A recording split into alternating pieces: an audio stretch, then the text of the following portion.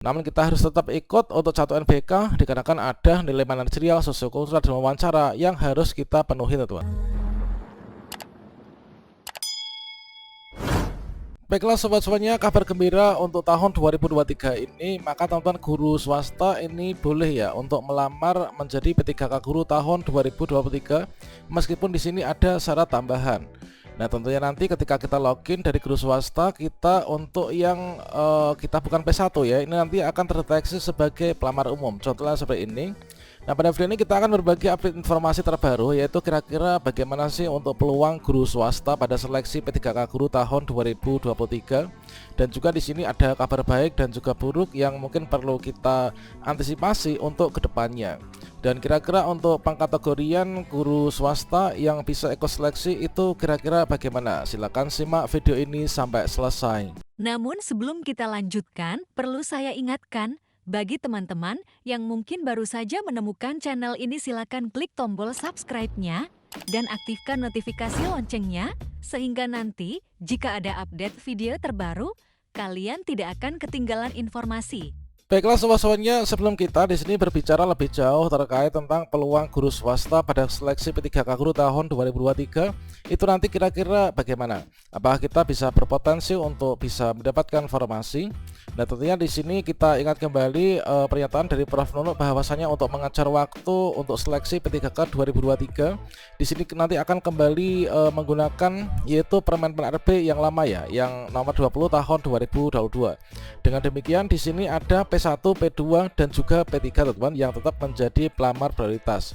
Dengan demikian juga di sini kalau misalkan kalau kita melihat ya pada Permen RB-nya nanti untuk di P4 itu juga akan diisi dari teman-teman yang dulunya ini juga pernah menjadi P4 atau mungkin juga nanti P4 yang pelamar baru ya. Nah, kalau misalkan kita melihat tersebut, di sini kita kategorisasi dulu untuk guru swasta yang nanti bisa ikut seleksi di tahun 2023 ini kira-kira siapa saja. Nah, di sini kalau misalkan kita melihat dari Permen RB nomor 20 tahun 2022 yaitu tentang pengadaan P3K guru di instansi daerah, maka di sini tentunya akan kembali mengacu pada kategorisasi yaitu peserta prioritas ya. Nah, di sini kalau misalkan kita melihat, jadi nanti ketika teman-teman yaitu dari guru swasta ini login ke akun SSCSN, maka di sini nanti kita akan terdeteksi apakah kita itu sebagai P1, P2, P3 ataukah juga pelamar umum. Nah, tentunya nanti dari seluruh peserta yang sudah membuat akun ataupun juga sudah punya akun di tahun sebelumnya, ketika kita login, kalau misalkan kita itu sudah lulus PG, itu entah dari THK 2, dari guru sekolah negeri, lulusan PPG maupun juga guru swasta, kita akan terdeteksi sebagai P1. Kemudian THK 2 ini kita P2, ini adalah P2 ya. Kalau misalkan kita guru sekolah negeri masa kerja lebih dari 3 tahun atau mungkin yang kemarin ini kita masuk dalam kategori pelamar umum namun berjalannya waktu cut off, nanti kita bisa berpeluang untuk menjadi P3.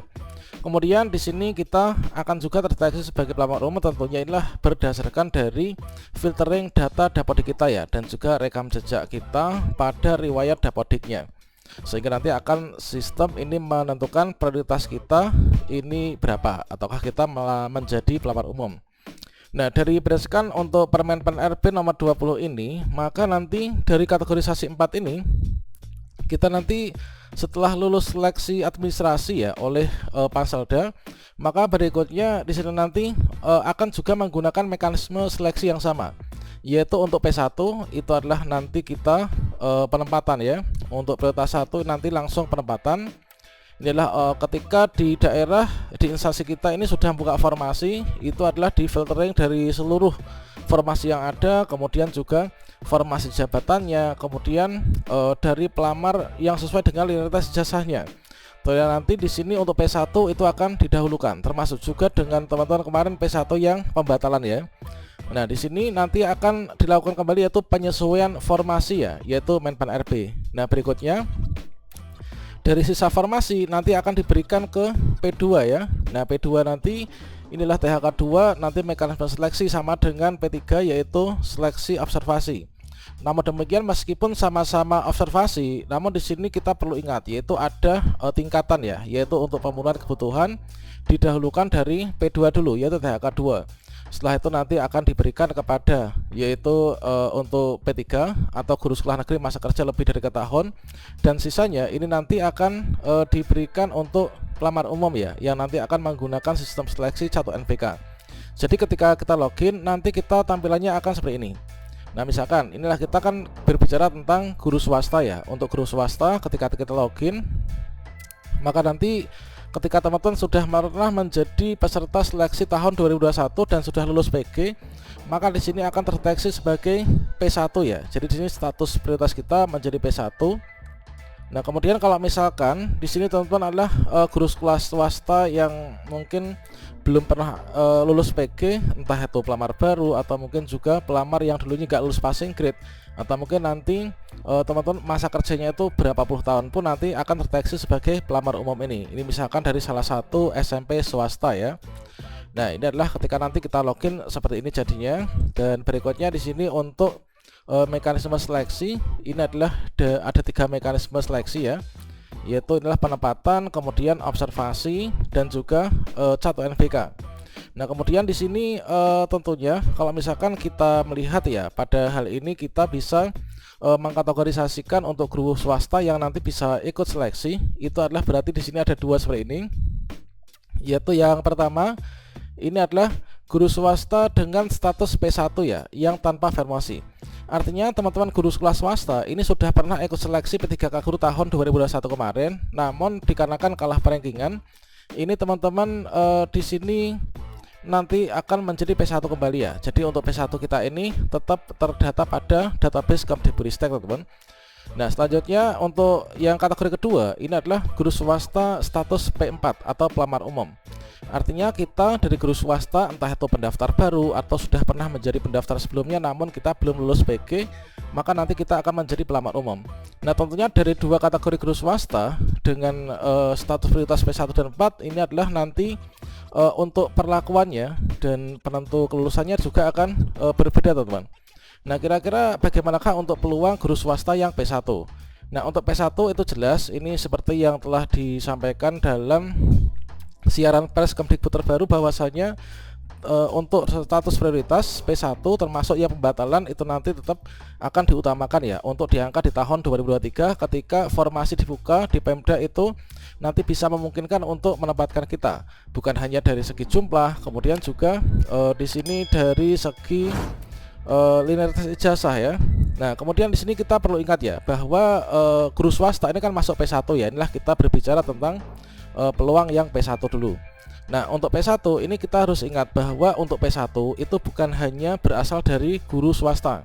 Nah P1 itu ada yang urutannya adalah yang pertama itu dari guru THK 2 ya. Kemudian berikutnya di sini nanti ada yaitu dari teman-teman guru sekolah negeri. Kemudian di sini ada lulusan PPG yang ketiga. Kemudian yang keempat ini adalah nanti kita yaitu guru swasta ini. Nah inilah kita masuk di 4. Jadi untuk urutan penempatannya kalau misalkan nanti adalah formasi ahli pertama guru kelas misalkan. Dan di sini misalkan nanti untuk ijazah yang sama dari pengisian formasi jabatan guru kelas ini, nanti yang pertama dihabiskan dulu untuk yang P1 urutan pertama yaitu dari THK 2. Kalau sudah selesai nanti barulah diberikan untuk yang guru sekolah negeri P1. Kemudian kalau sudah kelar ini masih ada formasi sisa nanti akan diberikan kepada yaitu di sini adalah P1 dari guru sekolah negeri, dari lulusan PPG ya. Nah kalau misalkan dari sisa barulah diberikan ke kita yaitu ke guru swasta. Jadi guru swasta itu masuknya memang status P1 nanti tinggal penempatan. Namun di sini nanti menggunakan urutan yaitu kita masuk di urutan yang terakhir ya. Jadi terkait tentang peluangnya bagaimana, apakah kita nanti bisa besar peluangnya, dapat dikatakan besar ya bisa, dapat dikatakan kecil bisa. Dikatakan besar peluangnya untuk P1 tanpa formasi dari swasta itu dari mana dasarnya? Yaitu untuk P1 nanti urutan pertama penempatan kan, itu dapat dikatakan besar. Asalkan apa? Asalkan formasinya nanti masih ada. Nah kalau formasi yang diajukan Pemda banyak, tentunya kita berpotensi besar ya untuk lulus. Kemudian untuk yang peluang dapat dikatakan kecil gimana? Nah ini adalah kita masuk urutan keempat untuk penempatan dari sesama P1 teman-teman. Nah ini adalah untuk peluang P1 dari guru sekolah swasta itulah seperti itu. Nah kemudian di sini untuk peluang dari P4 dari guru sekolah swasta ini bagaimana? Jadi untuk P4 dari guru swasta ini adalah nanti terdiri dari dua bagian ya. Yaitu yang pertama itu adalah guru swasta yang sudah pernah ikut seleksi di tahun sebelumnya namun nggak lulus PG, dan juga dari guru swasta dengan masa kerja berapapun ini nanti yang baru menjadi pendaftar baru ya. Nah ini nanti akan masuk menjadi P4 guru sekolah swasta. Dan selanjutnya kalau misalkan kita melihat posisi yang seperti itu, nanti gimana? Nah, seperti yang kita ketahui bahwasanya di sini kan untuk formasi ya. Ini misalkan formasi dari PAN RB kan sudah ditetapkan dalam SK PAN RB, nanti formasi yang resmi nanti akan dibuka. Pertama-tama diberikan kepada P1 dulu kan. Nah, diberikan ke P1 dulu.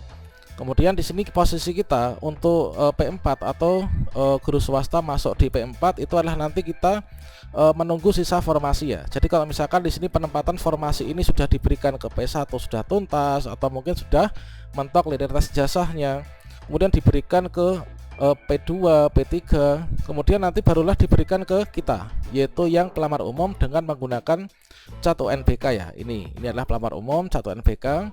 Kemudian ini nanti kita belum tentu bisa mendaftar ya. Ini seperti pengalaman di tahun kemarin, yaitu P4 tuh banyak yang nggak bisa daftar dikarenakan tentunya setiap daerah tuh tidak sama ya untuk formasi yang dibuka. Kita ambilkan contoh seperti ini. Misalkan nanti ketika daerah itu masih membuka pelamar umum misalkan, ini adalah nanti akan muncul seperti ini. Nah ini adalah daftar daerah yang membuka pelamar umum. Misalkan kemarin tuh hanya ada beberapa provinsi kabupaten kota saja. Misalkan adalah kita pilih salah satunya. Kalau nanti daftar kita, daftar formasi pelamar umum ini nggak ada, maka P4 ini tidak bisa mendaftar ya, dikarenakan di instansinya ini nggak membuka. Nah kalau misalkan di instansi membuka pun itu adalah sisa-sisa dari penempatan P1, P2, P3 teman-teman. Nah sisa dari ini. Dan itu nanti formasi yang diberikan untuk pelamar umum biasanya itu sedikit banget. Nah contohnya seperti ini. Ini adalah di tahun kemarin ya kan. Ini adalah formasinya sekian. Ini misalkan di Kota Madiun ya, misalkan ahli pertama guru IPA. Ini adalah formasinya 1. Guru kelas SD ini masing-masing cuma 1. Dan tentunya untuk pelamar umum guru swasta nanti mendaftarnya adalah di bagian seperti ini ya. Nah tentunya formasi adalah sedikit banget, dan tentunya dari sesama guru swasta atau sesama P4 ini nanti saling berebut untuk memperebutkan ini, dan kita ikut seleksinya cat UNBK. Makanya beruntunglah bagi teman-teman guru swasta yang sudah punya serdik ya. Jadi dianggap lulus setelah kita punya serdik untuk nilai kompetensi teknisnya. Namun kita harus tetap ikut untuk cat UNBK dikarenakan ada nilai manajerial, sosiokultural, dan wawancara yang harus kita penuhi teman-teman. Kemudian untuk informasi tambahan yang menjadi mungkin bisa menjadi antisipasi kita, ini kita dapatkan informasi terbaru dari Ibu Hasna ya. Ini adalah sudah dipersiapkan diri, kita persiapkan diri untuk formasi 2023, semoga dimudahkan dan dilancarkan kan. Nah di sini pada bagian salah satu slide-nya ini ada guru swasta boleh melamar P3K Guru 2023. Namun ada syarat tambahan. Apa itu syarat tambahannya? Kita coba perbesar ya. Nah ini adalah untuk pamflet yang baru saja di-share oleh Bu Hasna, adalah seperti ini kurang lebihnya, yaitu untuk guru swasta bisa daftar, namun di sini ada syarat tambahan. Dari Kemdikbudristek ini menambahkan syarat bagi guru swasta yang akan melamar. Ini adalah guru swasta itu berpeluang menjadi ASN melalui seleksi ini. Nah untuk guru swasta ini kami tambahkan, yaitu syarat harus ada izin dari yayasan. Nah guru sekolah swasta kan daftar apa tuh bekerjanya itu kan di instansi swasta kan, yang kebanyakan adalah di yayasan gitu kan. Makanya di sini nanti harus ada izin tertulis dari yayasan, dan kemungkinan nanti akan diupload di akun SSYASN ketika kita terseleksi sebagai pelamar umum guru swasta. Untuk P1 swasta apakah juga ada seperti ini? Nah kini kita informasi lebih lanjut nanti kita pantau, karena untuk tahun kemarin ini nggak ada ya. Semoga nanti P1 ini bisa langsung melenggang tanpa adanya syarat tambahan. Namun juga di sini banyak juga ya dari P1 guru swasta yang di tahun 2022 itu sudah lulus pemberkasan, itu malah mereka banyak yang mengundurkan diri gitu ya. Nah itu mungkin ada apa ya istilahnya itu diberikan opsi ya, nanti apakah mundur dari yayasan atau mungkin gimana gitu ya. Mungkin di sana terjadi retorika, namun di sini nanti tetap teman-teman saya rasa untuk memperjuangkan nasib tuh perlu diupayakan yang terbaik ya. Jadi nanti tetap menggunakan P1, P2, P3, P4.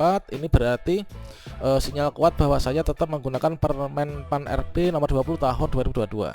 Oke, kira-kira seperti itulah untuk peluang dari guru swasta yang P1 dan juga untuk yang P4. Semoga bermanfaat dan dengan ini kita bisa persiapan ya sejak dini untuk nantinya bisa sukses lulus menjadi ASN P3K di tahun 2023 ini. Nah, tentunya di sini segala upaya ini kita maksimalkan. Jangan lupa berdoa ya, yang terbaik. Demikian, wassalamualaikum warahmatullahi wabarakatuh.